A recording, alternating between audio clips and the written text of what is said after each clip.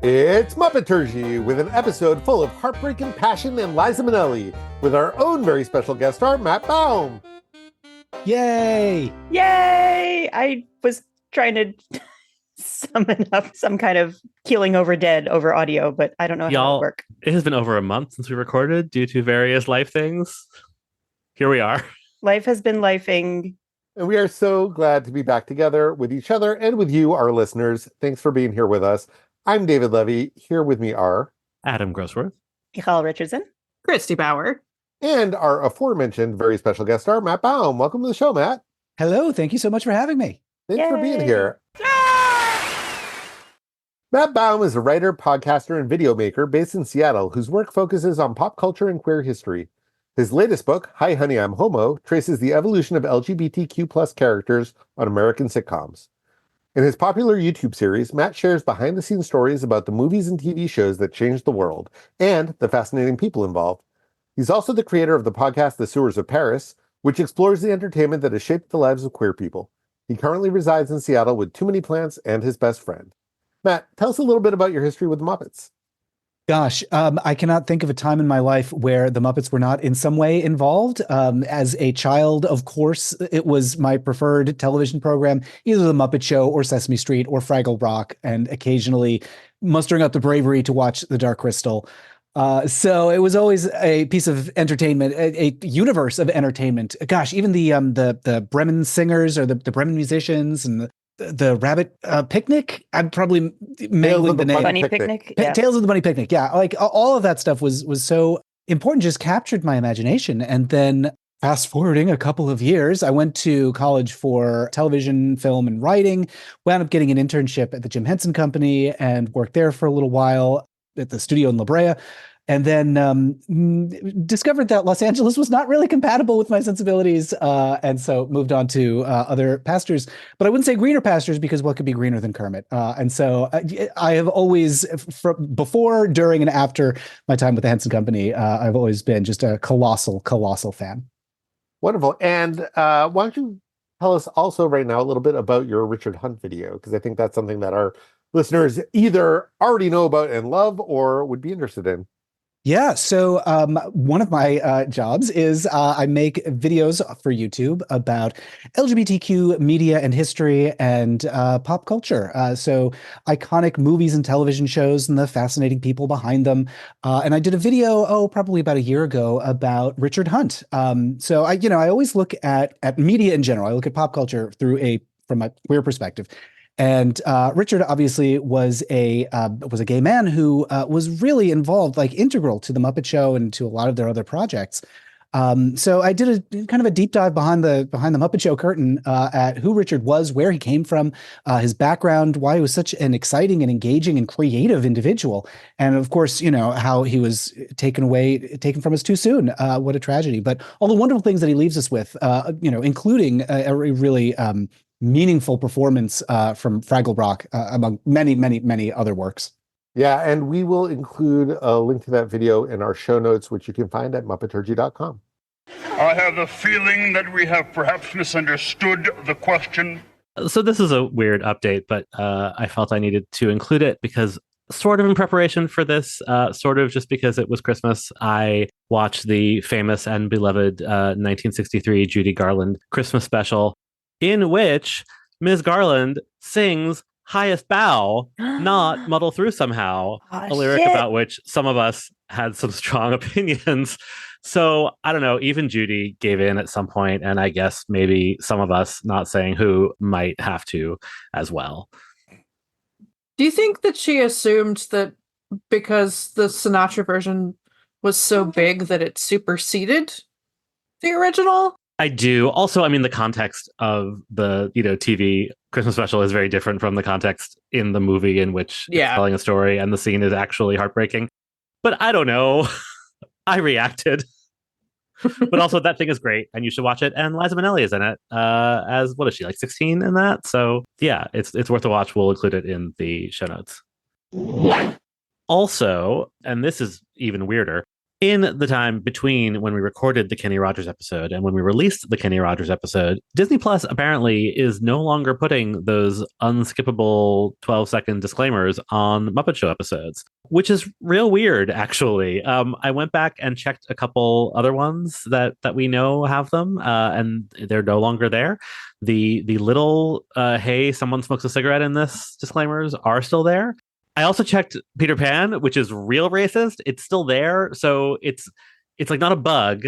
They have not removed, and they've not removed them from the platform entirely. They seem to have made a choice to remove them from the Muppet Show, which I think is weird, and to not like replace them with the little one in the corner, to just have them be totally gone from the thing with the haha funny Arabs, I think is really strange. I bet someone just like accidentally clicked a button at HQ and they don't realize it. Well, that's why I thought maybe they were gone completely. Right, they'd be gone from the other stuff too, but they're not. This is probably a good point to also just say, if you're listening to us before you've watched the Liza Minnelli episode, there's at least one song that probably would have merited such a disclaimer. We'll get there when we get at least the little one. So yeah, trigger warning for the UK spot. But yeah, it's very odd. We will of course continue to do that when we need to in our own episodes. Also, that we do record these in advance, and sometimes things change from when we record them to when they come out. And so, thank you to the listener who mentioned that was not there. Here is a Muppet News Flash. So we are here this week to talk about season 4, episode 14 of The Muppet Show. It was produced July 30th, 1979, and aired November 19th, 1979. It was number 9 in the air order between Beverly Sills and Lola Falana. In the news, 3 hostages were released in Iran. Ayatollah Khomeini ordered the students to release all female and black hostages whose spying was not proven. The women were to be released, he said, because Islam holds women in high regard, and the black people because they are oppressed by American society. The delay in carrying out the Ayatollah's order was caused because the students said they were still seeking to determine whether they were innocent of espionage. The students insisted they were not using force in making that determination. So, I guess a stopped Ayatollah is right twice a day or something. That way. Thailand is opening its border to Cambodian refugees. Footprints, possibly the oldest by ancestor of man, are found in Kenya. The 1.5 million year old prints are more interesting for what they say about the behavior of early human-like creatures than about their evolution. They were found along with tracks left by hippopotamuses and wading birds on the same day in the shallow, muddy lake. I don't understand how they knew it was the same day, but I'm going to move on. The prints were far from the usual habitat of Homo erectus. Anthropologists speculated that the creature may have been hunting the hippos. So if you, like me, are a human anthropology nerd, or rather a human evolution nerd or an anthropology major, or both. This is something we are learning about Michal in real time. If you hear, the footprints, and you think, I know what footprints those are, it's not those footprints, the ones that had been discovered a year earlier in 1978 by the team of Mary Leakey. I have heard of Mary Leakey. Okay, I'm back with you now. Footprints left by Australopithecus afarensis, affectionately known as Lucy. It's not those footprints, it's other footprints discovered a year later, and from later in history. The ones found left by Lucy's species were 3.6 million years old. These footprints were 1.5 million years old and discovered by the team of Richard Leakey, Mary's son. Wow, Nepo babies even in anthropology or paleontology or whatever ology this is. Yep. I don't know if this science holds water. Take it up with the Leakey Foundation, Leakey, which okay. is still a thing. Doesn't sound like a very stable foundation. Okay. Chevron has another one of those super defensive ads. Every week it's a different oil company, and it's awful. There's lots of grocery ads for Thanksgiving, and there's a theater review that I enjoyed. Altar Boys does what Anita Bryant could not. The play by Stephen McGowan, which opened last night at Theater 4, makes homosexual love not so much naughty as tedious, and not so much erotic as egocentric. I have not seen that play, but I have seen that play. On the Cashbox Pop charts, Still by the Commodores is the number 1 song, and The Long Run by the Eagles is the number 1 album. Having a real long run. On PBS, a show documentary thing about the Dion Quints, the story of the world's most famous babies and the exploitations they endured following their birth in 1934. My grandma was obsessed with the Dion quintuplets. See? Obsessed. Shout out to my grandma. She just passed a couple weeks ago. She would be delighted that we were talking about them. Like, she had dolls, like porcelain dolls of the Dion quintuplets. Wow. Ooh. Like there was a whole like merch. It was a whole thing. Like Yeah. a commemorative spoons kind of Yeah, situation? exactly. And Broadway nerds know them because they were Lyric and I'm Still Here in Follies. Yeah. Oh, I just put that together. There was also an article in the paper about this. They were the first set of identical quintuplets to survive more than a few hours. And yeah, it was a whole thing. CBS has the Charlie Brown Thanksgiving, which we have discussed on previous Thanksgivings, followed by MASH, and then 1977's The Turning Point, which is a ballet movie classic written by Arthur Lawrence and starring Anne Bancroft, Shirley MacLaine, and Mikhail Baryshnikov, and is definitely worth a watch if you can find it. I don't think it's streaming anywhere. ABC has the usual 240 Robert and football. NBC has Little House on the Prairie, The Faith Healer. Tragedy results when Mrs. Olson invites a faith healer to speak to the Walnut Grove church congregation. I didn't watch it, but reading that description, I think maybe I should have. I want to know what the tragedy is. Well, yeah, how does I one... assume someone was sick and they didn't get healed. Sure. Sometimes these descriptions are really poorly written, but it does sound like one thing follows on the other. I suspect they're two separate events. That was followed by Bob Hope on Campus. The comedian tours half a dozen American colleges with Dionne Warwick, Sister Sledge, The Village People, Tanya Tucker, Teddy Pendergrass, Joe Namath, and Bear Bryant. 1979, everybody. Wow. All of them together? At the same time? Unclear. Given it was a tour, I suspect they were not all together and they made different appearances, but still. I would love to hear Dionne Warwick's recollection of that experience, should she have any. Yeah, Bob Hope and the Village People in the same place at the same time. Brayla, can you imagine a Republican comedian today doing a campus tour with something like the Village People? Our guest star tonight is one of the few ladies on earth who deserve the title superstar, Miss Liza Minnelli. Liza Minnelli, not Lisa Minnelli, singer, actress, EGOT icon, and yes, Nepo baby. Yeah. Buckle up. This is a long one, folks. Liza May Minnelli was born in 1946 to actress and singer Judy Garland and director and designer Vincent Minnelli. She made her screen debut in 1949, appearing in the final scene of In the Good Old Summertime, playing the child of Judy Garland's character. As a teenager, she moved to New York, where she attended the High School for the Performing Arts. She began performing in summer stock, and she made her off-Broadway debut in the 1963 revival of Best Foot Forward. She won a Theatre World Award for her performance, and her single of the song You Are for Loving from the show sold 500,000 copies. This led to her beginning to make appearances on television variety and talk shows and raising her national profile.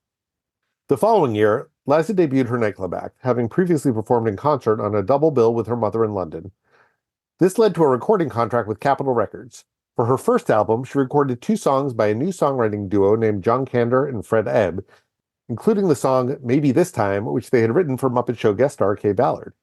Kay was pissed. But Liza's partnership with John and Fred would prove to be the most important artistic collaboration of any of their careers. Before her next birthday, she had a Tony Award for her Broadway debut, starring in Kander and Ebb's Flora, the Red Menace. Flora did not last long on Broadway, and Liza followed it up with a concert tour, a marriage to singer-songwriter Peter Allen, noted homosexual, and her film debut in 1968's Charlie Bubbles. She received her first Oscar nomination the following year for her role in The Sterile Cuckoo. This period of tremendous success also coincided with a period of tremendous pain, beginning with her mother's death in 1969. To cope with her grief, Liza began taking prescription Valium, which led to a drug and alcohol addiction that she struggled with for decades. By this point, Liza's marriage to Peter Allen was on the rocks, largely because he was gay, and, as Liza later admitted, everyone knew it except for her. They separated in 1970 before divorcing in 1974. We'll talk more about Peter Allen in future episodes when the Muppets perform his songs. During their separation, Liza was attached to Desi Arnaz Jr. and Muppet Show guest star Peter Sellers. She also began a long relationship with Muppet Show guest star Charles Aznavour, with whom she performed frequently over the years, which he later described as, quote, more than friends and less than lovers. Meanwhile, Liza starred as Sally Bowles in the 1972 film adaptation of Kander and Ebb's Cabaret and won herself an Oscar.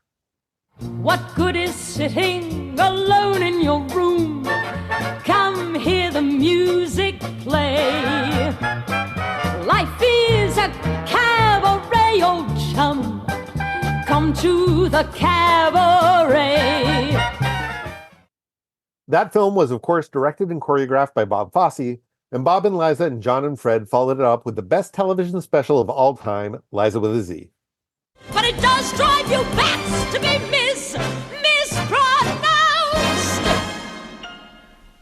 It's Liza with Z, not Lisa with an S, cause Lisa with an S goes snuds. It's Z instead of S, lie instead of Lee. It's simple as can be. See Liza, then M-I-double-N, then E-double-L-I. You double up the N, that's not new. Then E-double-E-L, end with an I. That's why you say Minnelli, Liza Minnelli.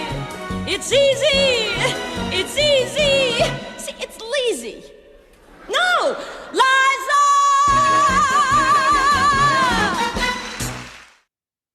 She won an Emmy for that, the same year as her Oscar, and she also became the first performer to appear on the covers of Time and Newsweek the same week, which, if you're young enough to not remember when those were big deals, that was a very big deal. When Liza and Peter divorced, she married Jack Haley Jr., the son of her mother's Wizard of Oz co-star, who was himself a successful director and producer of films such as That's Entertainment, in which Liza appeared. She returned to the concert stage, winning a Tony Award for her Broadway concert at the Winter Garden, and surprising and delighting audiences when she stepped in for an ailing Gwen Verdon as Roxy Hart in Chicago for 6 weeks without any advance publicity. During this period, Liza was a frequent visitor to Studio 54, partying with friends including Halston, Bianca Jagger, and Andy Warhol. She made a handful of less successful films in the late 70s, including A Matter of Time, the final film directed by her father, and New York, New York, directed by Martin Scorsese, a terrible film with a great soundtrack, giving her another signature song written by Kander and Ebb. If I can make it there, I'd make it anywhere. Come on, come through. New York,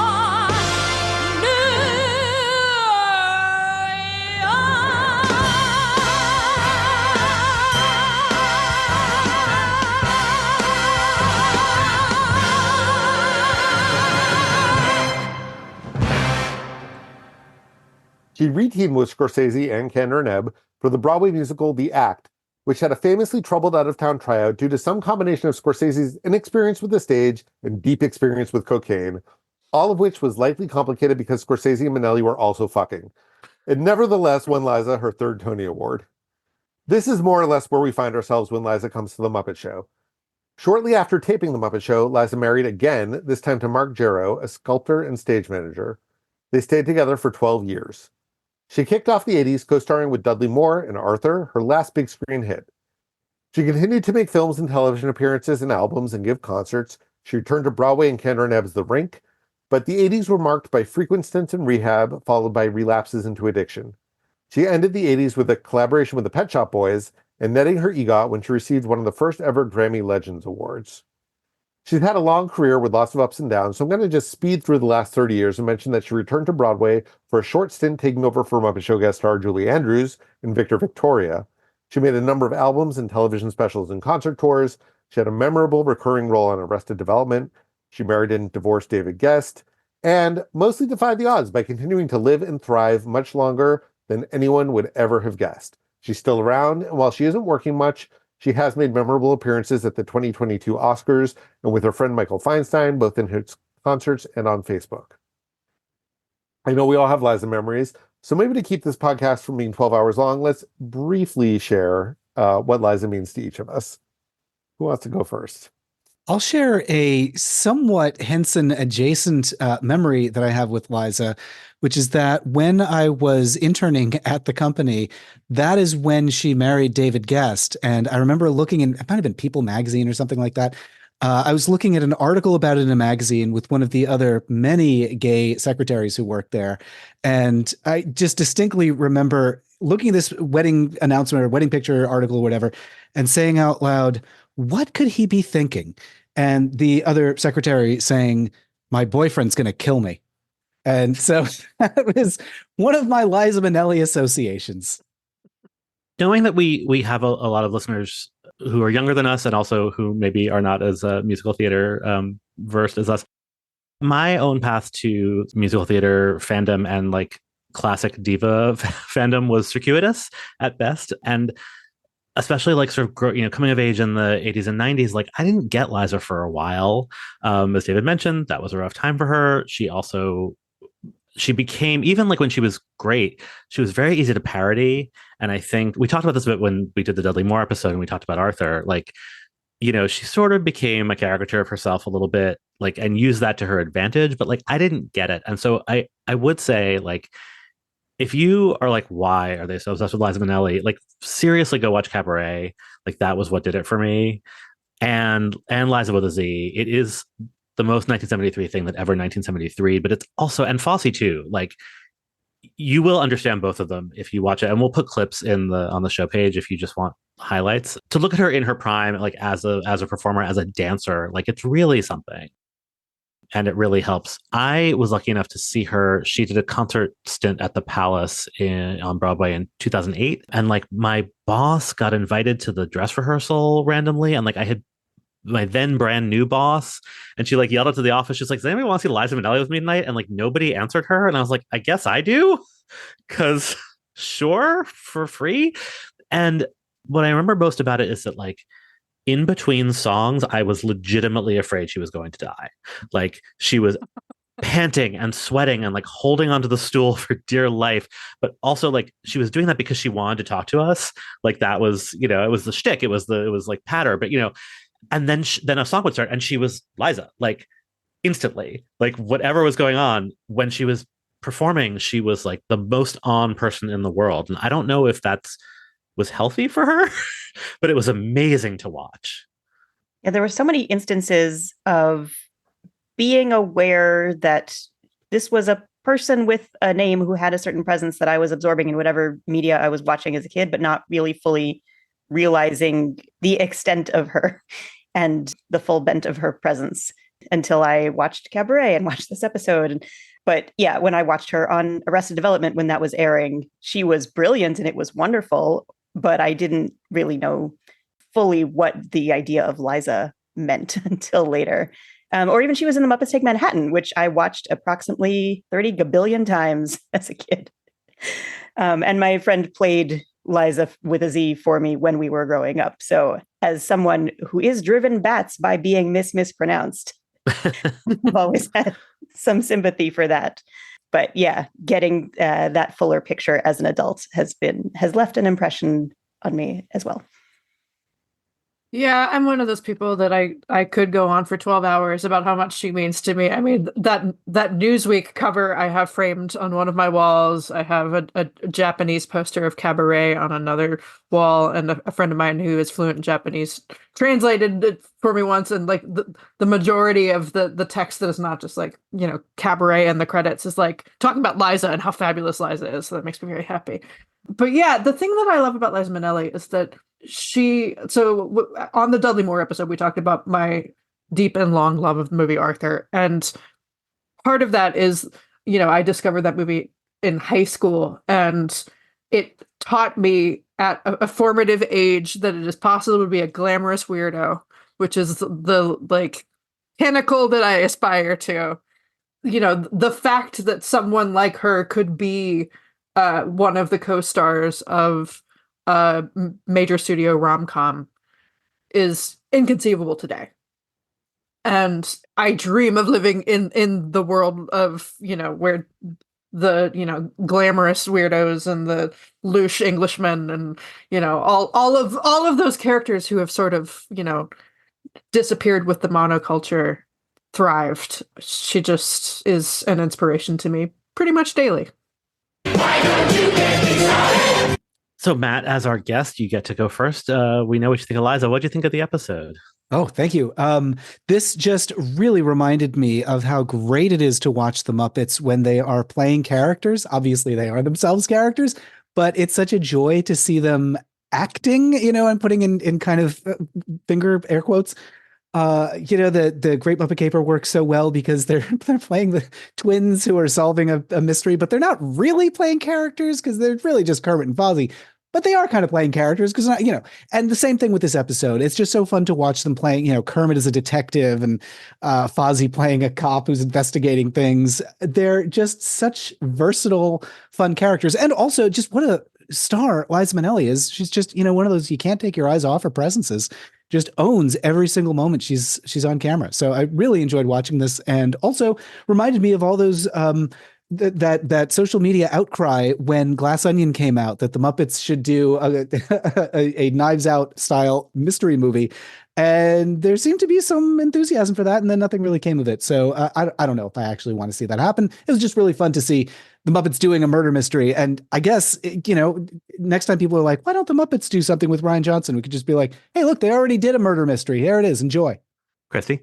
So this, if you subtract the UK spot, is my favorite episode we've seen so far. I think the high concept thing is a big swing that works for them. I think they found an equal partner in Liza. I think her Muppetiness is very complimentary. She's one of those people. And yeah, 5 stars, no notes. Love it. David? Yeah, pretty much the same. I think it's interesting to think about this in opposition to the Lynn Redgrave episode where they did the Robin Hood performance, I guess, because that one still had the regular Muppet Show going on backstage, whereas this one, even though they go out of their way to make sure we know that they are putting on a play, the play extends to the backstage set in ways that are complicated epistemologically. But because of that, it does so totally engross us in this like world within the world that they're creating, and it works so well. I don't think I would want to see a Muppet Show where every episode was this, but I think because it is special, that makes it more special. I know that's a stupid thing to say, but there you go. Michal? Yeah, agreed. Because this was a special occasion and a special guest star, and they went all out, I don't need for it to make dramaturgical sense. It's just so perfect for so many reasons. And if it's any indication that we had to reschedule this recording a couple of times, and every time I was like, that's fine. Somebody needs to recover from being sick. I don't mind watching this a 4th time. I don't mind watching this a 5th time. Every time I rewatched it, I screamed and laughed at all the same places. Because you know what? It's Liza's face. It's just, you can't turn away from it. It takes over every inch of your attention. And there are a couple of moments in this episode that, man, I would just rewind and watch over and over and over again. They let Liza play to her strengths, and they let the Muppets play to their strengths. And it just comes together so beautifully. After we watched this at the finale, my spouse leapt up off the couch and yelled, "Liza Minnelli, you fucking goddess."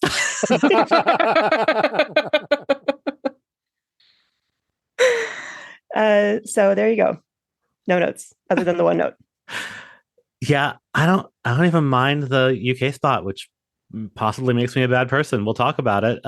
But yeah, no, it's my favorite so far.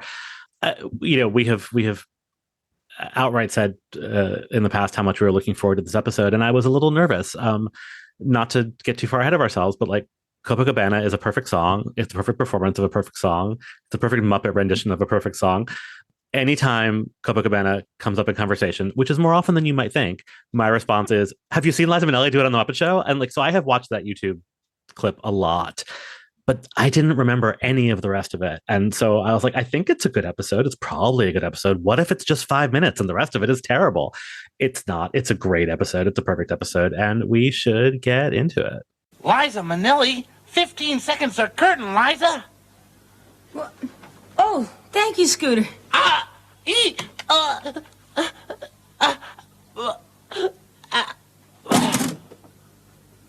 Scooter, that was a great rehearsal. You think so? Yeah, let's do the show. So this is a murder mystery. There are going to be a lot of Muppets dropping dead in this episode, whether they are rehearsing or not, just in case anybody is sensitive about that sort of thing.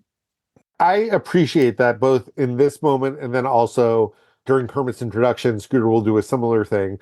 Twice they go out of their way to say, like, look, this is a make-believe death. This is what's going to happen in the episode to come, so that if you are young when you're seeing this, that it sort of like leads you by the hand that it's not going to be a scary thing. These are just playing pretend, even though like maybe you know that because they're in fact, dolls wiggling around on the screen, but they're very lifelike. And who among us wouldn't drop dead if Liza Minnelli said our name? Also there you go. I will say that technique did not work for me as a kid. I remember being a child and seeing this episode and really being terrified of it. The idea that there could be some like unseen threat lurking in a place that is very familiar really gave me the willies. This episode I remember as being one that was a little too scary for me as a kid. That's fair. We should explain that what just happened was Scooter came to call in Liza and then immediately fell down with a knife in his back, but turned out to just be rehearsing.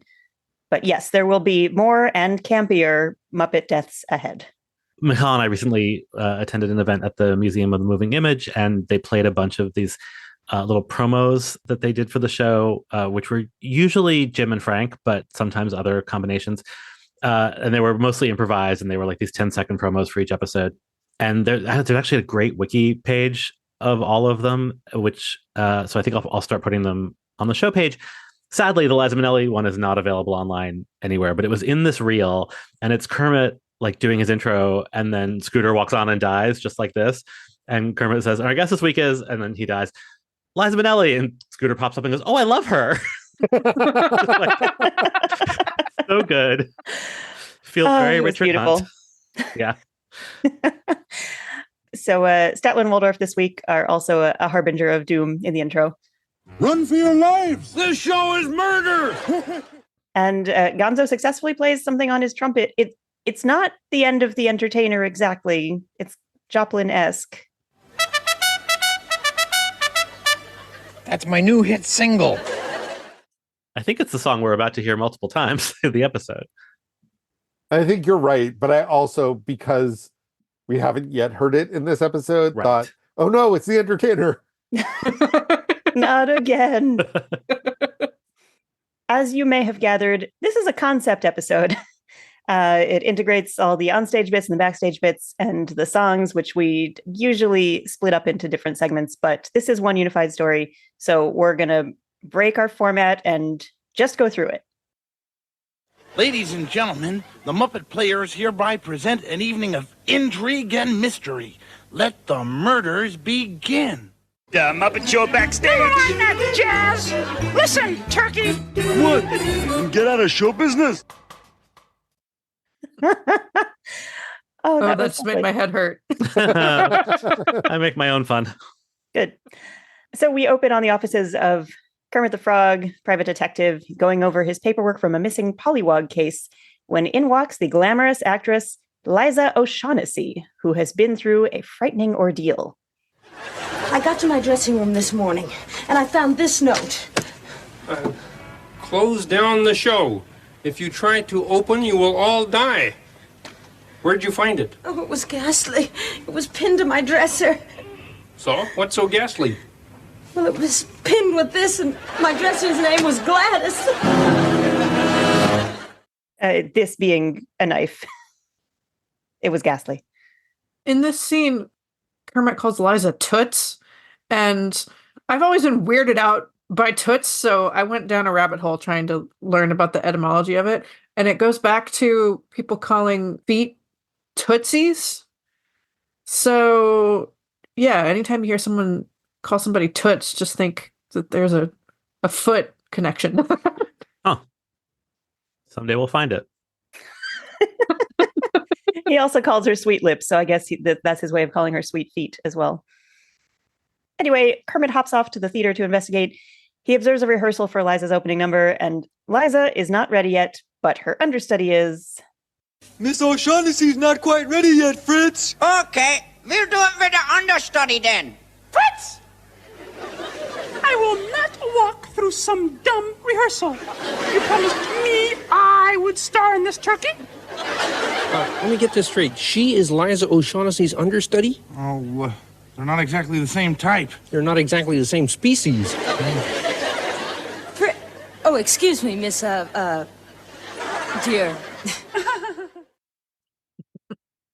So Kermit says that this is the Majestic Theater, and it's worth mentioning that that's the Broadway theater that was home to Phantom of the Opera for many, many years, that Carol Burnett is currently campaigning to have renamed for Hal Prince. And that's also the theater where Liza's show, The Act, played from October of 1977 to July 1978. So that may be a little in-joke nod to her specifically. But then in the opening scene, somebody or Liza calls it the Roxy. So Oh yeah, Kermit says you have a show opening at the Roxy. yeah, and then he Kermit calls it says the Roxy. it's the Majestic Theater. Maybe it's just a majestic Roxy. There you go. Also, can we talk about the weird film directoriness of Fritz, the ostensible theater director? Who was played by Julia Strangebork, we should say. Yeah, he's holding a megaphone with the beret and vest and bullhorn and When he keeps saying things like cut and action and take 3. I didn't even absorb those. I was just watching Liza, but Yeah, it's very now strange. that you say it. There's a part of me that wonders if maybe at some point this was going to be behind the scenes of a movie, like it was going to be, because I think a lot of those films noir often, sometimes it's I could place them in my head, I could place them in a theater, or I could place them on a movie set. I wonder if that was the idea at some point and that just kind of stuck around for the director. I bet it's that they said to the Muppet Workshop folks, in this episode, he's going to be a director. And that's what they did to the puppet. And they were like, shit, we better, or not even, I don't even know if it was a conscious shit, we better script it like a film director. It's just like, well, if you have this puppet, I know what to do with that. And I think it's also like I remember as a kid, like knowing lights, camera, action. Like, I don't know if this is still true, but like these are terms that everyone knows or knew of, just like that's how movies work. These are things directors say, and I don't think anyone knows the equivalent theater terms. I'm not sure I know the equivalent theater terms, right? Like they just rehearsals don't work the same way, and right, so it's an easy shorthand, even though it doesn't actually make any sense. Yeah. I wonder if this is a reference to Fritz Lang, the director, the film director. Oh, yeah, maybe. I don't know. I'm really stretching here. I'm just trying to meet them more than halfway. Welcome to our podcast. Very well.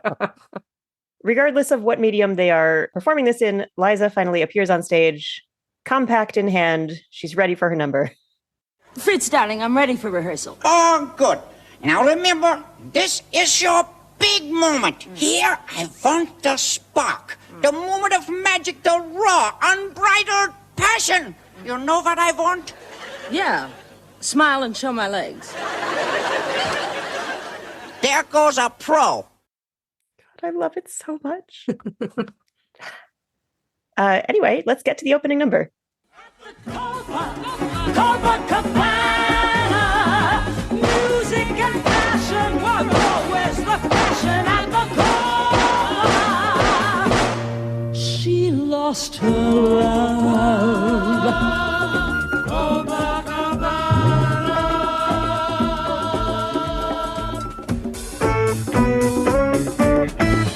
Her name is Lola.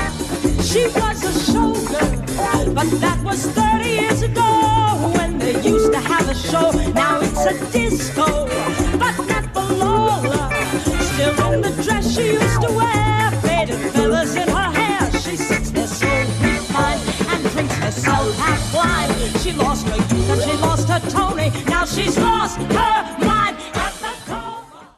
There's something about Liza singing the phrase "she lost her Tony" that I immediately think award. Like I always have to do a.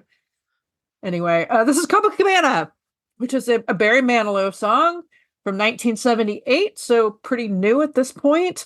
It was written by Barry Manilow, Jack Feldman, who is most famous as the lyricist of Newsies, and Bruce Sussman. And Barry Manilow and Bruce Sussman wrote a musical called Harmony, which by the time you hear this will have closed on Broadway. Womp womp. But Copacabana was a huge hit. It peaked number 8 on the Hot 100, number 6 on the Billboard Adult Contemporary chart, number 10 on Cashbox. It was a huge hit around the world. And it was Barry Manilow's first gold single for a song he wrote or co-wrote, gold meaning over 1 million sold.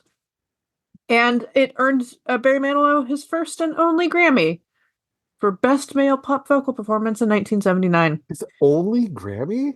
Yeah. That's shocking to me. Yeah, that's bonkers. Yeah. Yeah. You're crying all the way to the bank. Yes.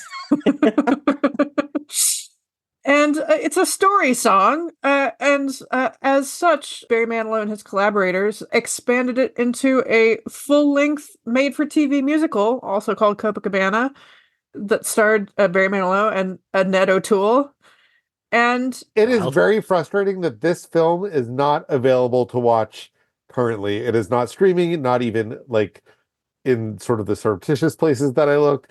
The DVD is long out of print. You can get it on eBay for like $100, which I'm not going to do. I desperately wanted to watch this in preparation for the episode and was thwarted. Alas. Yeah. And that TV musical was later expanded by them into a stage show that ran on London's West End for a couple years. And according to Wiki, there have been over 200 productions of it, but there's no source cited, so I don't know where or when or how. But yeah, let's talk about this version of it. It's delightful. Yes. So it's Liza as the aforementioned Lola, with a mutation as Tony and a troll as Rico. And the troll has a real Harold Zidler from Moulin Rouge thing going on. It also features Liza as the narrator. She's playing two roles simultaneously. Yes. Which maybe indicates that we are watching a film, because they cut her in and out over shots of herself. Oh, that's a good point. Also, there's Droop just hanging out at the Copa. With a cocktail on his hand. It's so good. Living his best life. I wish he were in the disco section because, you know, I do believe Droop is canonically queer and should be at the disco, but I do love him in the nightclub section. In the disco section, we do get Janice wearing like a sparkly halter. So they throw us a bone. Oh, I missed it. Even though I've watched this 5 times, I'm just watching Liza. I do think that Liza's costumes and hair in this number just are stunning. Like, she's got this red dress that's absolutely gorgeous. She's got a black outfit that's absolutely gorgeous. She just looks amazing. Yeah. I will say the cheeks are extraordinarily 70s. Like, we want to drill down into the makeup. Like, she's got a contour on there that looks almost like, I don't know. It's you like could cut the it with Mask of the Red Death. It's Drag Queen adjacent. Yeah. But in like the right way. It makes sense. Like, it's so melodramatic. I mean, I'm not really a Barry Manilow fan, as we've discussed before, but I love this song because it is a little one-act play. Like, it's not just a story song. It's like, it's a story song. Like, it is not subtle, and it's a murder ballad. They made it less subtle. It is a murder ballad, and then they made it even less subtle. Like, it is, all they do is just act it out totally straight. But like, I think except in the song there is one shot, and in the Muppets version there is like a round of shots that goes on for an entire verse. There's a round of shots, but also there's no visual of a gun. There's no it's you actually sort of see them fight and he falls. Like, that's all very stylized. And I chose the clip I chose because I wanted to get that transition from the nightclub to the disco. Like, even that is like, the arrangement is more than Barry Manilow did. More than Barry Manilow. This episode was choreographed by Norman Maine, and it's good, but I'm a little sad that our girl Gillian Lynn didn't do it. I just would like to have seen what a Gillian Lynn Liza Minnelli pairing would have brought us. It would have brought us Fletcher Bird in the disco. Yeah, okay. Oh. You sound like it's a bad thing. Nope, just stating the facts. I don't love So much flailing. So much flailing. Well, I don't love the depiction of Rico necessarily. Like, there's it's weird because they're monsters, but there's such a clear, like, sort of like handsome, skinny, and like fat and gross dichotomy between those two Muppets. Cast Fletcher Bird as Rico, it's a whole different vibe, and I'm not mad about it. That version can exist in our hearts, but aside from being our favorite song in our favorite episode, you know, if we only have the one note, I think we can move on to backstage when Liza really commits to her conversation with Zoot. What'd you think? Oh, you was fan-skadiddly-blop-tastic. Oh, I'm so glad you liked it. Oh, you too good to be a person. You should have been a saxophone. Does that mean that I'm your sex symbol? Whatever. He wants to fuck that Muppet so bad. But she looks at us and like her lip quivers. It's just so over the top. It's incredible. I can't stop thinking about it. I love when a guest really sells that they are there with they're actually backstage. They're actually talking to somebody. You know, Vincent Price has this amazing ability to like sell his interactions with them, and Liza does a great job. It's just fantastic to watch somebody who's like, oh no, these are just my coworkers. These are my colleagues. These are people that I am trying to impress, trying to fuck somewhere along that line.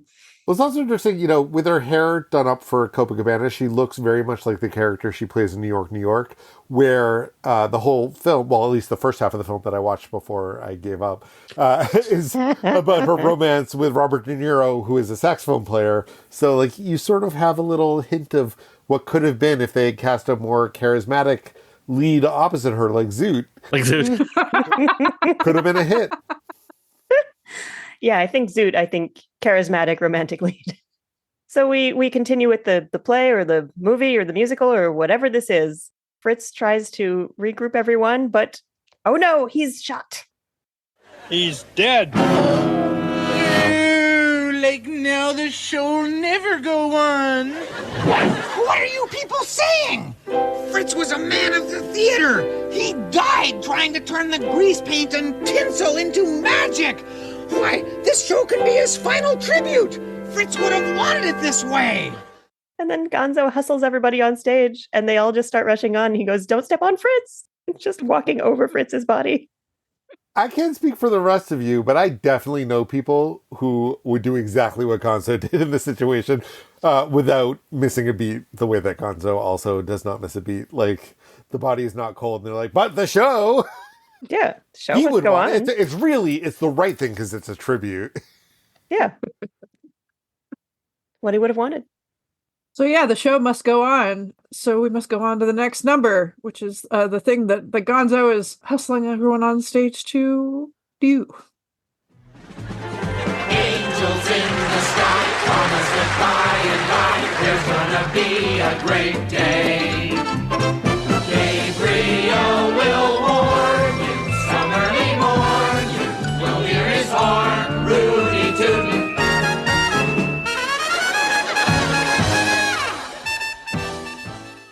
Yeah, it's going to be a great day. It's the name of this song. It was written by Vincent Youmans, Edward Lisco, and Billy Rose. It's from the 1929 Broadway flop Great Day, which only ran for 29 performances, but was later purchased by MGM as a Joan Crawford vehicle that was not finished.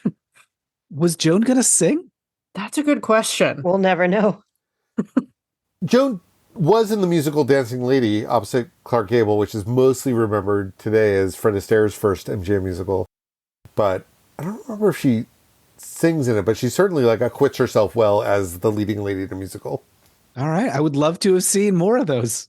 So funnily enough, so this was purchased by MGM because it was a flop full of bangers. There were a couple of other well-known songs in it, More Than You Know and Without a Song. And they'd been recorded by Bing Crosby, Bing Bing Bing, and noted Joe Raposo, Stan Frank Sinatra. And Bing Bing Bingo. Yeah, they tried a second time to make a movie of it with Jeanette MacDonald, but that didn't happen either. But yeah, this song made the rounds in the subsequent decades. Sarah Vaughan recorded it in the 60s. Barbra Streisand sang it in Funny Lady. It popped up in some Kellogg's commercials in the 80s. Yeah, so for a song from a 29 performance 1929 flop, it has a pretty big footprint. Somebody please make an album and name it Flop Full of Bangers. And put it on floppy disks. This was something that my mom would sing at me. Like to get you off to school? Yeah, kind of like just the when you're down and out, just like the first line or two. That's really sweet. Yeah. Paul McCartney has a song by the same name that to me feels like it's ripping off this song. Like the melody is different, but his lyrics scan to this melody. I'm not a Paul McCartney expert, especially not recent Paul McCartney. So I don't know if this is ringing bells for anyone and if anyone has insight into that. I'm going to look it up. It may be not a ripoff, but a tribute. But sure. Again, I don't know enough about the context. So in the context on the stage, they're all dressed as angels, and Fritz is not in the picture until suddenly he is. He just rises up and is hoisted above everybody's heads. And travels off to angel heaven, where the angels go when they die. It is implied that they use Fritz's dead body as a prop in their stage show. He doesn't move. He doesn't move. Okay, yeah, that's what I thought. Yeah. Which, in some context, would just be because he's a puppet. But in this context, is because he is dead. It's because we remember that this is a show within a show within a show, and no one's really dead. Sure. But Gonzo's like, the show must go on. It'll be a tribute. We'll use his corpse as We a will prop. we will yeet him into heaven. Yeah. Also, back to the lyrics for a second. Is meeting Gabriel a good thing? Doesn't that mean you're dead? Yeah, but like in the But it means that you've gotten to belief heaven, that not you've to gotten hell. heaven. Sure, you know? but in the song isn't really about heaven. The song is when you're down and out, lift up your head and shout, it's going to be a great day. You're going to go meet Gabriel.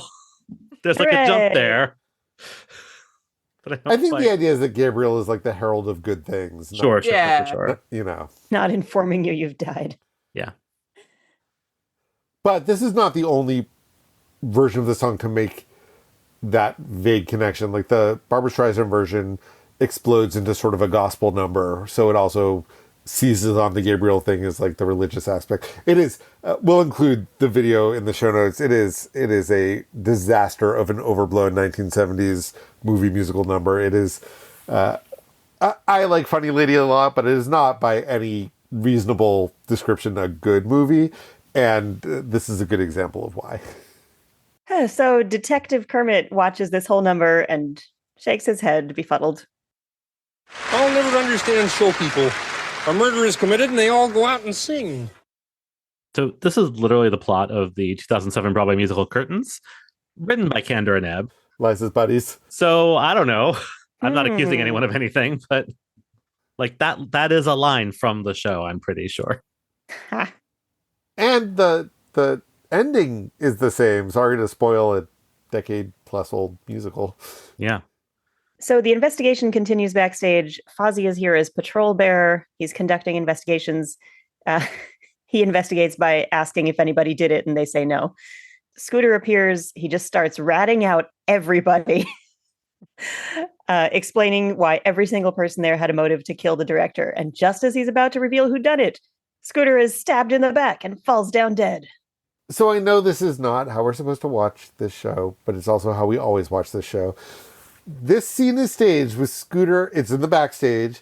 Scooter is standing on the ground level with people in front of him and behind him, and a whole bunch of people watching from the balcony, looking right down at him from behind. There's no way he could have been stabbed in the back by someone who is not visible and not have at least one other person see exactly who did it. Well, Liza sees a hand throw a knife. Yeah, wasn't the knife thrown? Was it? Yeah. Yeah, that's why Kermit has to go to the dressing room. Oh. But it's from up on the second level. Like a hand threw a knife from outside that dressing room and somehow got to Scooter, who was in the foreground. Right. It still doesn't actually make sense, but it doesn't make sense for a different reason. Yeah, I don't think you could make that throw. Like I don't think a knife could go from that door to that back without We're gonna hitting make a the whole rail. JFK about this. Maybe there was a second thrower. I think it was Scooter. He acted alone. Did himself in. Mm-hmm. It's like a Scream situation. Yeah, he's trying to throw him off the scent. He's in cahoots. Yeah, that must be it. We haven't referred to Scooter as a conniving twink in a while, but we're due. But yeah, he has no compunctions about just giving everybody away. So no wonder somebody murders him. As soon as he drops dead, Gonzo whooshes in and attempts to start the song again, and everybody yells at him to shut up, which is nice. Liza, as we mentioned, has a lead. She tells Kermit she saw a hand throw a knife out of a darkened dressing room. So she sends him into the dressing room to investigate. And Kermit gets knocked out in the dark. And that's when we cut to the UK spot. But before we move to the UK spot, I just am going to give another shout out to Liza's face because she looks directly at us again. And as she tells Kermit to be careful, it's, oh my gosh, I love it so much. There is, of course, a GIF. Yes. Is there a GIF of Scooter's little scooter fist when they say, do you know who did it? And he says, I sure do. I'm not sure. I will check and I will make one if there's not. It's beautiful. Worth mentioning to young people who don't remember this phenomenon called commercial breaks, that this is actually leading into a commercial break and not directly into the UK spot, which would have been an incredibly effective commercial break. And it's the first time in a while watching something on streaming where I sort of wished there was a commercial just for the dramatic effect of having to wait to find out what's next. And then if you're a British person, like having to wait even longer because of the freaking UK spot. I mean, is that what I wish? That like we would suddenly cut to commercial and I want somebody to try to sell me a car or cereal or something? Yes. Perhaps cereal with the song Great Day. Each morning brings to you much to look forward to. It's gonna be a great day. Let the Kellogg's pour, watch those old spirits soar, calling you for a great day. K-E-double-L-O, it's double good, starting Kellogg's way. It's not far away, Kellogg's will help you say, it's gonna be a great day. Well, let's talk about the frickin' UK spot. And again, a slight content warning here for racism.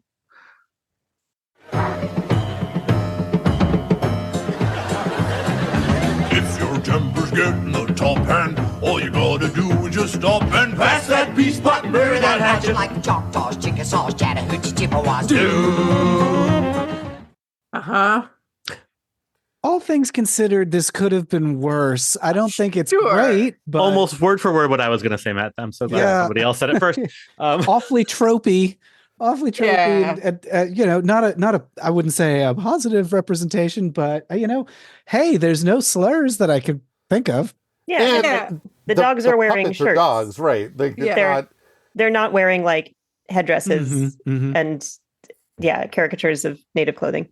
On the other hand, the musical arrangement leans into sort of a stereotypical like powwow sound, which is it does not and how the song was originally written. There's like a lot of peace pipe war paint stuff, but and on the flip side, I appreciate that they're naming actual indigenous nations and it's not gibberish. And I felt very conflicted about this song, which is both nonsense and, as Matt said, could be a lot worse. We've heard a lot worse on this show.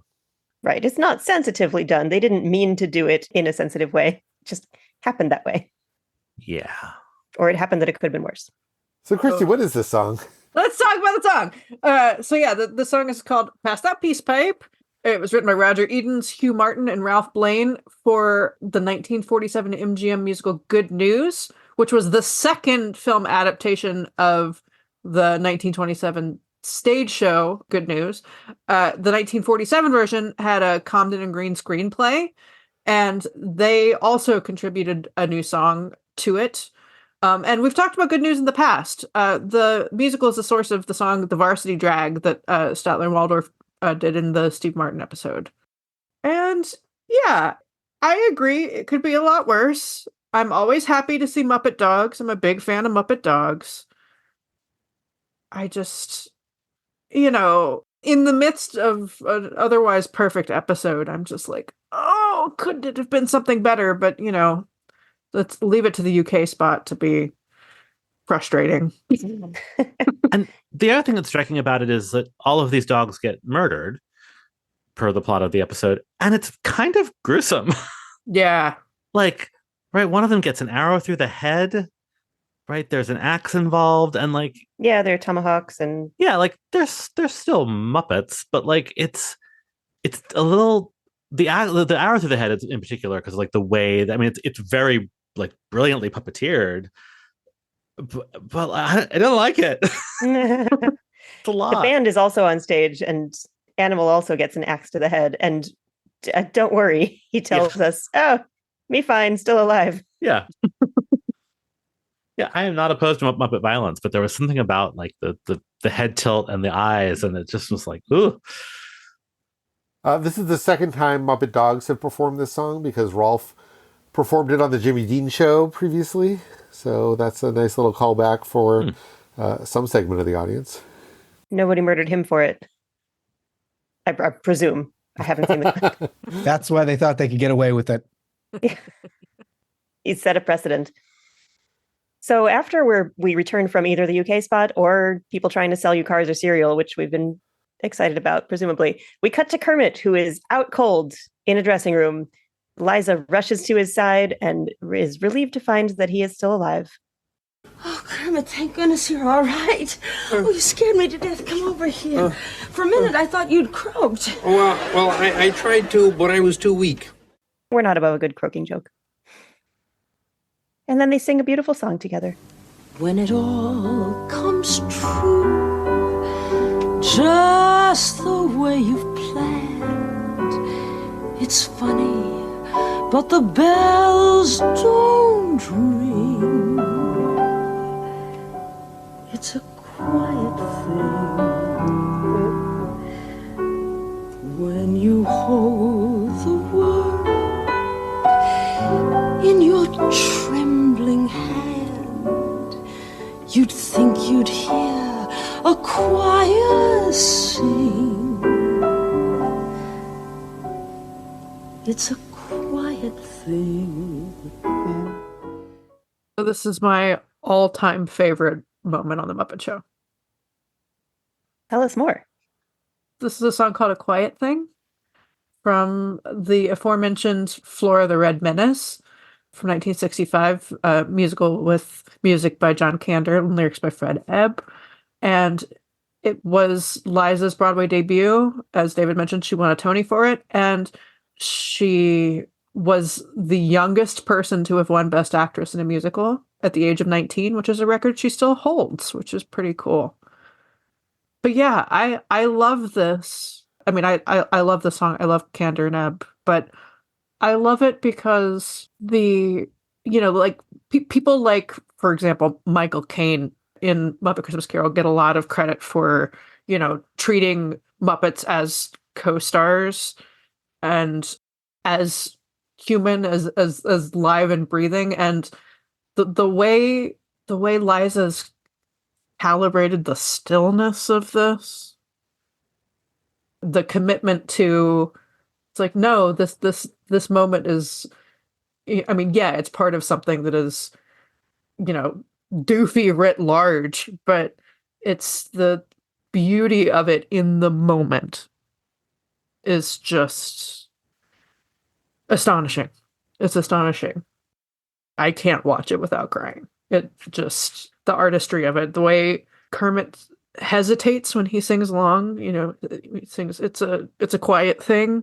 Ugh, it guts me. It just, it's wonderful. Yeah. And Liza's focus is, when she's looking at Kermit, she is fully focused on Kermit. And when she's looking off into the distance, she is fully focused on the meaning of the song and the power of this wish that she's giving to Kermit, that he's going to succeed in this mission in finding a fake murder in a fake episode of a doll wiggling show, but she's fully committed to it. Yeah, it's beautiful. Yeah, it says something about the layers of suspension of disbelief that come with childlike wonder.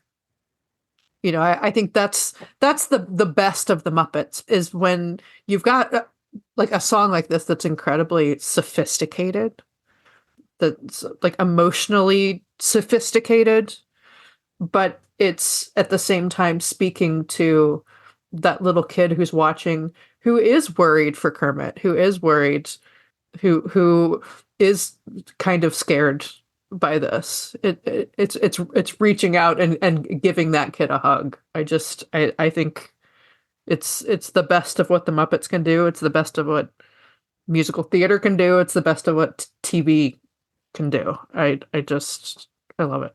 It's also something very smart about taking the song that's in its original context about love, and here making it about a different kind of success, but without really hammering it over the head.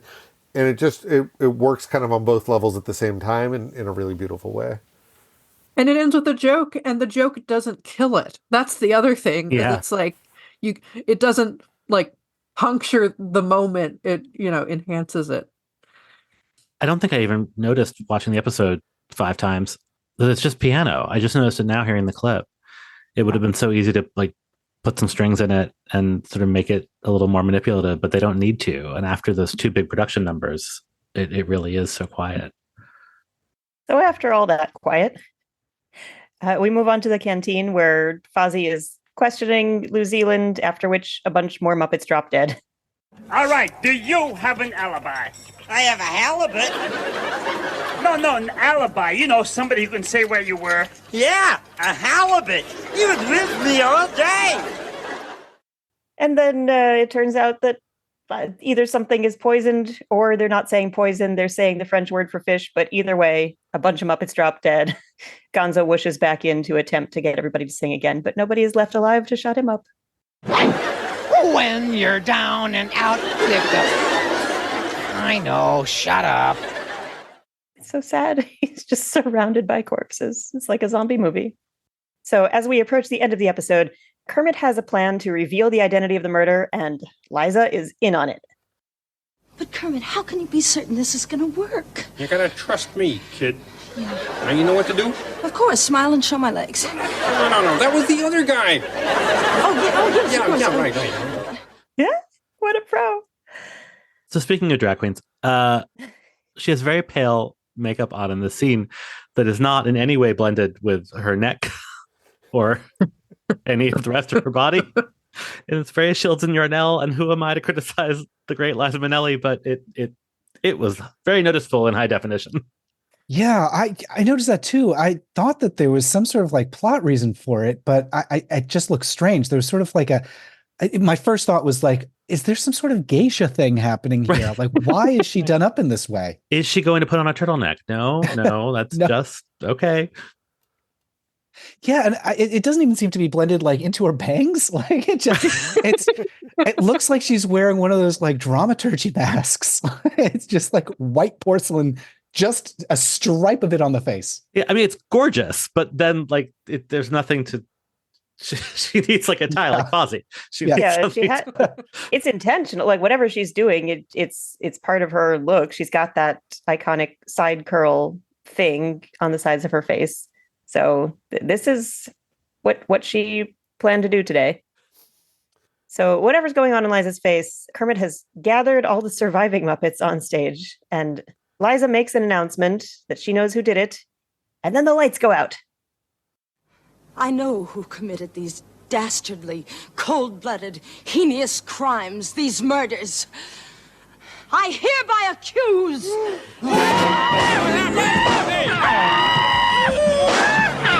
Somebody turn on the lights! What happened? The lights come up and reveal that Liza has been stabbed. She's clutching a knife to her chest, and then she's clutching the curtain, and then she's clutching assorted Muppets, and then somehow she's clutching a bouquet of flowers to her chest, and she performs the most impeccable death scene in the history of any medium we might be covering today. Kermit, the final curtain has fallen. I've played my last role. Good night, sweet prince. Hello, death. Somebody call a doctor! Too late, green buddy. Give my regards to Broadway. Remember me to... Harold Square? Now forget him. Harold's really square. Bye-bye. That is an extremely funny bye-bye. Every time I watch it, I just scream. It sounds like Jenna Maroney. Like she's like that's the quality of that. Like beep beep pew. That's so cartoony. And like if you haven't watched the episode, like you have to watch Copacabana, obviously, but you also have to watch this. It's so because it's also such a good physical comedy. She's perfect. Yeah, where she like slings her head to the side, like it like grabs the curtains, falls down dead. And and keeps turning her head like to look at Kermit and then again directly at us. Like she's a Muppet. She's basically giving She's essentially a Muppet in this episode, and it's wonderful. Yeah, you're right. That is exactly why she fits in so well. She has exactly the same energy as the Muppets. Yeah. Or she's a little more over the top, which brings them a little more over the top. And yeah, everything is just so up in this episode. Yeah, you're right. You know, that's why I think Charles Grodin works so well in The Great Muppet Caper. Like, you know, you find somebody who's like, all right, this is how you're doing it. Well, I'm going to match your energy and give you more. Like, he's just a great scene partner. Yeah, it just works so well. So, to all appearances, Liza, the actress, is dead. Statler and Waldorf, in the context of the play, or possibly not, we'll just never quite know. But Statler and Waldorf race on stage. Oh, no, not Liza. We love Liza. No, we didn't mean to bump her off. No, just the rest of you guys. I knew it! Scratch a critic and you get an assassin. Then your death scene was a trick?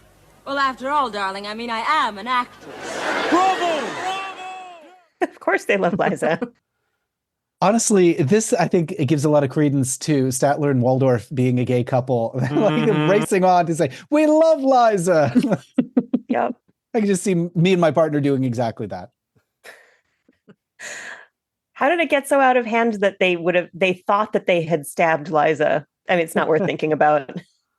Because we heard gunshots. We heard they were trying to bump off all the other Muppets, I guess, while the lights were out. And Yeah, all at once. yeah. Sometimes a knife just goes astray. But yeah, they're arrested. Bo throws the book at them. They're jailed up in their box. All's well that ends well. Kermit and Liza share another little moment where Kermit says, oh, I guess this is the end, where, they've been playing up the dynamic between them over the course of this episode. And Liza says, oh, this is not the end. And she rips off the robe that she's wearing to reveal this. Would you call it a pantsuit? What is this yellow ensemble? It's incredible. Well, whatever it is, every time she unveils it, I also scream. And what comes next is literally Jim Henson's gift to homosexuals of all generations. Because there's an alternate universe where Liza never performed this song on television, and that universe is much poorer than ours. I did, when I saw this, I found it incredibly just bonkers outside of the context of the Muppet Show to have Liza singing this particular song. I'm delighted. I'm thrilled that she sings the song, but inviting us to compare her personal life story to Gypsy is so strange to me. Solid point. Let's hear it. Yeah, sing out, Liza. Things look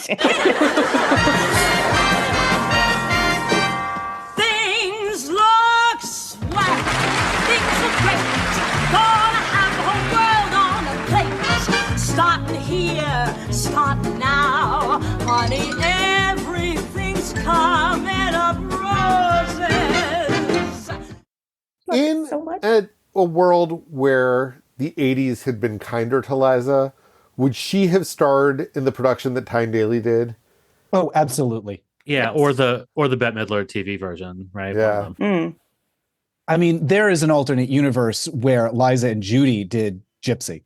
Right. They did record Together Wherever We Go in that first London Palladium concert album that they did together. So that idea was definitely in the ether from almost as soon as Gypsy was a thing. Man, I'm imagining that world. So we probably don't have to explain this song to our listeners, but if there are a handful of you who don't recognize it, this is Everything's Coming Up Roses from the musical Gypsy, music by Julie Stein, lyrics by Stephen Sondheim, heard of him, from 1959, introduced by former Muppet Show guest star Ethel Merman. And this is the third song from Gypsy that we've heard. Ethel Merman did Together Wherever We Go on her episode, and we had All I Need Is the Girl on the Bruce Forsyth episode. And what's funny about this is that a lot of people don't realize that the phrase "everything's coming up" bleh, was coined by Sondheim. There's this apocryphal story of either Ethel Merman or Jerry Robbins not understanding what the lyric meant and asking him, "Everything's coming up roses, what?" But I think back to a few years ago, I went to Target, and there's a point to this. I used the Target app, used a coupon on the Target app, and then a thing popped up on my phone that was like, "Everything's coming up, Christy," and I was like, man, I wish Sondheim could get a nickel from Target for them saying that. But or every time somebody says everything's coming up Millhouse. Yeah. Anyway, I love this. Yeah, it's great. Yeah. This is Liza at her most Liza. And at the end, when she does her big finish, and I wish I had thought to ask Adam to clip this for us, when she does, everything's coming up roses for me and for you, she crams every vowel and every diphthong in the English language and every other language into the word you in a way that is so just extraordinary. I can clip it and we can drop it in later because listeners should hear that if you're not watching along. for you.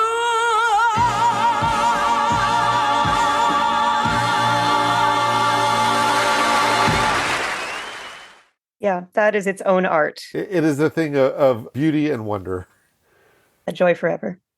Anyway, it is sad that Liza never got to play the role of Rose, the lead of Gypsy, on stage or on screen, but she did perform a number of songs from Gypsy in her concerts over the years. So this was a little taste of that, and it's both good and bad, because it would have been a great fit for her when she was at her full strength, and we'll just always have to wonder what could have been. And at least we have this, which is a pretty fantastic gift. Incidentally, Muppet Show guest star Linda Lavin did go on to take on the role of Rose in that 1989 production after Tyne Daly left it. So well, there you go. Tie it all up there. In a little bow of roses. That doesn't work. Before we close out, Liza demonstrates her trick knife on Kermit. Or is it? I'd like to say what an honor it's been for this little green frog to work with Miss Liza Minnelli.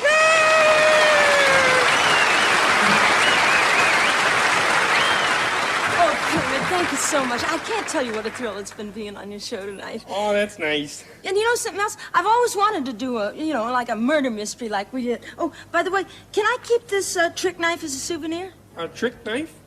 Yeah, it's only a prop. See? What'd you do? The frog. I was only kidding. We'll see you next time on the Muppet Show. Oh, Gonzo at the end there yelling, "Stab me, stab me." I missed that. Katie missed that, yeah. Well, thank you for letting me know. May have to watch this a sixth time. Yeah. I also just we do the Frank Oz good at his job shtick a lot, and he is. And I wish he were in this episode more, but Jim is so good at this, especially as Kermit, having just seen that thing at Moving Image, which was a whole retrospective, going back to the Jimmy Dean show and all that. Just Jim's chemistry with celebrities, and really Kermit's chemistry with celebrities, is so good.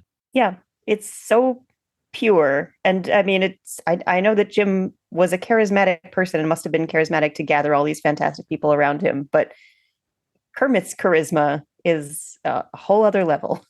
So before we start to say our goodbyes, does anyone have final thoughts or big ideas about this episode that we haven't shared yet? Pure, unadulterated love. Yeah, I really do think this one is a masterpiece. And one of the things that I think it has going for it, that a lot of the more modern Muppet journeys, I miss, is the amount of chaos. It's very artistic and wonderful and fun, and especially at the end there when I think Gonzo screaming stab me" is a perfect example. But the mayhem is such an important part of what they do, in addition to the talent and the skill and the charisma and all that. That I don't know, for somebody looking for an answer to why did the Muppets succeed as much as they did, and why were they so beloved? I think this episode answers it with all the different qualities that make the Muppets so great. I guess it's sort of a sampler platter of all their best skills. That's a perfect note to end on. Before we go, Matt, tell us a little bit more about your book, and if you also want to tell us about your YouTube channel and anywhere else that you'd like people to find you. Now's the moment. Oh, for sure. As maybe you could guess, I like television, and I like classic television, and I wrote a whole book about it called Hi, Honey, I'm Homo. It's a tour through the queer characters on American sitcoms going back 50 or so years, starting with Bewitched and then running through Soap and The Golden Girls and Friends and Will and Grace, of course, and many other shows. So it's available now. Hi, Honey, I'm Homo. And it's got some behind the scenes story of the making of those shows and how those television programs both reflected what was going on with queer liberation and also had an impact on the actual real life story of queer liberation. So you can get Hi, Honey, I'm Homo anywhere you get books. You can go to gaysitcoms.com to order a signed copy if you'd like a signed copy. And also, if you like hearing me talk to folks about entertainment, check out my podcast, The Sewers of Paris, where I talk to queer folks about the entertainment that has affected their lives. I've got David, you and I had a nice chat, and that's on the January 25th, 2024 episode. So this is thesewersofparis.com for that. And then also, I've got a YouTube channel where I talk about entertainment and the making of iconic television and film from a queer perspective. I've got the Richard Hunt video that I did a while ago, just completed one about I've actually been spending a lot of time in the 50s lately. So I've got one about Rock Hudson and Tab Hunter and those kinds of stars, working on one about James Dean and Rebel Without a Cause. So check out my YouTube channel. It's just my name, Matt Baum, Mattbaume, for my videos. And that's the sampler platter for me. Wonderful. And I wholeheartedly endorse both the book and the YouTube channel and the podcast. I have spent some time in all three of them. And I think if you like what we do here, you will love what Matt does and all of those things and more. Thank you so much. And thanks for coming. How long are we here for? 20 years. If I'd known that judge was giving us the box, I'd have asked for the chair. Thanks for listening to this episode of Muppeturgy. Join us in 2 weeks and we'll award you with our discussion of the Phyllis George episode. You can find us on social media at Muppeturgy or on the web at Muppeturgy.com. Buy our merch at Muppeturgy.com/store. Our theme music was composed and performed by Christy Bauer. Our show logo was created by Todd Brian Backus. And this episode was edited by me, David Levy. I mean, it's pants. I don't know if it's a suit. Yeah, they're two separate pieces. It's like pants and like a blouse. It's a tunic. Yeah, it's like a somewhere between a caftan and a blouse. Yeah. It's sort of it's like a rhinestone painter's smock.